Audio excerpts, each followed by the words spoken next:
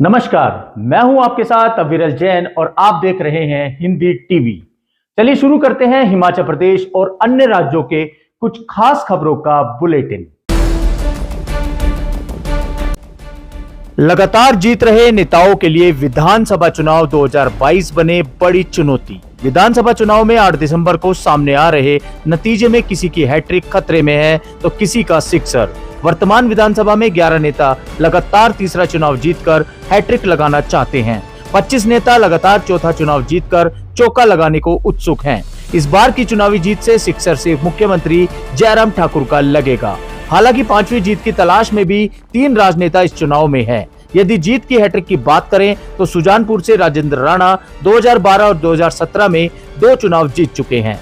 अब तीसरे चुनाव में किस्मत आजमा रहे हैं। यदि इस बार जीते तो हैट्रिक होगी। यही स्थिति बड़सर से इंद्रदत्त लखनपाल, सोलन से कर्नल धनीराम शांडिल, रेणुका से कांग्रेस विधायक विनय कुमार, शिमला के कुसुम्पटी से विधायक अनिरुद्ध सिंह, रोहडू से मोहनलाल ब्राक्टा, चंबा के हंसराज, भतियात से विक्रम सिंह जरियाल, कांगड़ा से पवन काजल, नाचन से भाजपा विधायक विनोद कुमार वर्मा, बलवीर वर्मा की भी है। इनमें से पवन काजल, बलवीर वर्मा और राजेंद्र राणा शुरुआती निर्दलीय विधायक के तौर पर कर चुके हैं।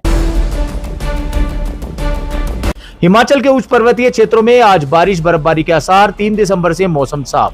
हिमाचल प्रदेश के लाहौल स्पीति, किन्नौर, कुल्लू और चंबा जिले के उच्च पर्वतीय क्षेत्रों में आज बारिश बर्फबारी के आसार हैं। प्रदेश के राजधानी शिमला व आसपास के भागों में बादल छाए हुए हैं।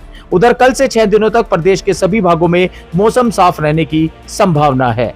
प्रदेश के कांगड़ा, हमीरपुर, बिलासपुर और मंडी जिले के कुछ भागों में 4 दिसंबर तक धुंध पड़ने का येलो अलर्ट जारी किया गया है। गुजरात में हुआ 62% का मतदान। हिमाचल में टूटे थे रिकॉर्ड। गुजरात विधानसभा चुनाव के पहले चरण में बृहस्पतिवार को शांतिपूर्ण ढंग से हुए मतदान में करीब 62% मतदाताओं ने अपने मताधिकार का प्रयोग किया। पिछली बार हुए 67% के मुकाबले इस बार लगभग 4% मतदान कम दर्ज किया गया है। हालांकि मतदान के आंकड़ों में फेरबदल होने की संभावना है। इसके साथ ही 19 जिलों की 89 सीटों के लिए मैदान में उतरे 788 प्रत्याशियों की किस्मत ईवीएम में कैद हो चुकी है।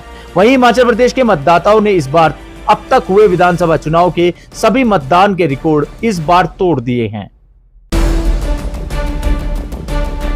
शिमला सहित 9 शहरों में जल्द शुरू होगा डिजिटल रुपया।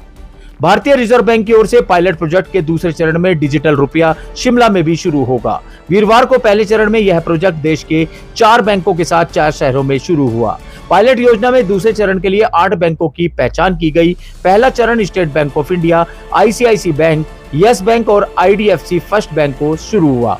Bank of Baroda, Union Bank of India, HDFC Bank और कोटक महिंद्रा बैंक दूसरे चरण में पायलट योजना से जुड़ेंगे। वहीं सुप्रीम कोर्ट ने हिमाचल हाईकोर्ट से तलब की शिमला डेवलपमेंट प्लान की फाइल। शिमला डेवलपमेंट प्लान पर अब सुप्रीम कोर्ट में सुनवाई होगी। सुप्रीम कोर्ट ने हिमाचल हाईकोर्ट में लंबित इस मामले की फाइल तलब की है। सुप्रीम कोर्ट ने 14 नवंबर को आदेश दिए हैं कि हिमाचल हाईकोर्ट और सुप्रीम कोर्ट में हिमाचल सरकार के लंबित मामलों पर एक साथ सुनवाई की जाएगी। शिमला डेवलपमेंट प्लान को नेशनल ग्रीन ट्रिब्यूनल से अवैध करार दिया गया है। मतगणना के लिए कर्मचारियों को आज से दिया जा रहा प्रशिक्षण। हिमाचल प्रदेश विधानसभा चुनाव के लिए हुए मतदान की मतगणना के लिए शुक्रवार से कर्मचारियों को प्रशिक्षण दिया जाएगा। राज्य निर्वाचन विभाग ने प्रशिक्षण देने के लिए 2, 3, 7 दिसंबर की तिथि निर्धारित की है। 7 दिसंबर को मतगणना में लगे सभी कर्मचारियों को प्रशिक्षण दिया जाएगा, लेकिन 2 या 3 दिसंबर में से एक दिन जिलों में कर्मचारियों को प्रशिक्षण लिया जाना अनिवार्य है। यह जिला निर्वाचन अधिकारी तय करेंगे। मतगणना को लेकर राज्य निर्वाचन विभाग ने तैयारियां पूरी कर ली हैं। वहीं पीडब्ल्यूडी खरीदेगा 3 करोड़ के स्नो कटर। बर्फबारी से निपटने की तैयारी। आचार संहिता खत्म होते ही हो जाएगी खरीद शुरू। सर्दियों से बर्फ हटाने के लिए लोक निर्माण विभाग छोटी मशीनों का इस्तेमाल करेगा। इन मशीनों की तैनाती उन शहरों में की जाएगी जहां पूर्व में भारी बर्फबारी होती है। करीब 50 लाख रुपए की कीमत वाली इन मशीनों की खरीद की तैयारी पूरी हो चुकी है। दिसंबर में विभाग इनकी खरीद की प्रक्रिया शुरू करेगा।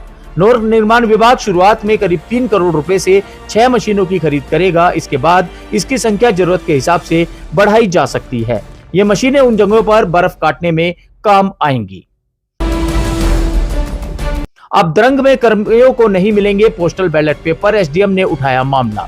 शिलाई बिलासपुर सराज के पास अब मंडी जिला के द्रंग विधानसभा क्षेत्र में चुनावी ड्यूटी देने वाले कुल्लू जिले के 15 कर्मचारियों को पोस्टल बैलेट पेपर नहीं मिले हैं।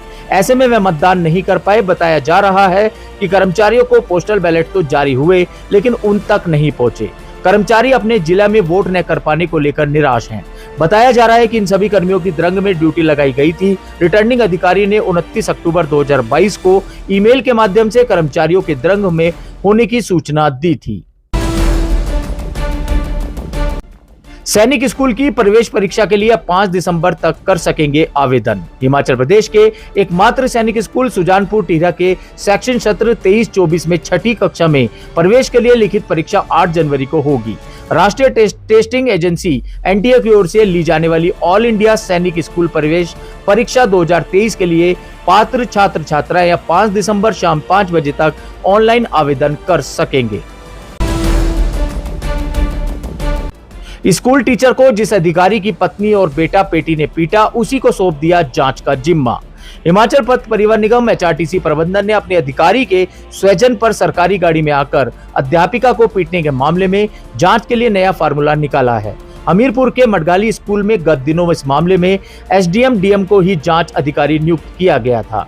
जांच अधिकारी अब स्कूल अध्यापिका को पीटने की आरोपित पत्नी और बेटे बेटी के खिलाफ प्रारंभिक जांच कर रिपोर्ट शिमला स्थित परिवहन निगम मुख्यालय को भेजेंगे। वहीं नकली दवाओं के मामले में मुख्य आरोपी को कोर्ट ने 3 दिन के रिमांड पर भेज दिया है, जबकि 2 अन्य आरोपियों को कोर्ट ने न्यायिक हिरासत में भेज दिया है। बताते चले कि नकली दवाओं के गिरोह के सरगना मोहित बंसल सहित अन्य 2 आरोपियों को राज्य दवा नियंत्रक की टीम ने गुरुवार को नालागढ़ कोर्ट में पेश किया। यह मुख्य आरोपी मोहित बंसल निवासी आगरा को कोर्ट ने 3 दिन के रिमांड पर व 2 अन्य आरोपियों विजय व अतुल को 9 दिसंबर तक न्यायिक हिरासत में भेज दिया है।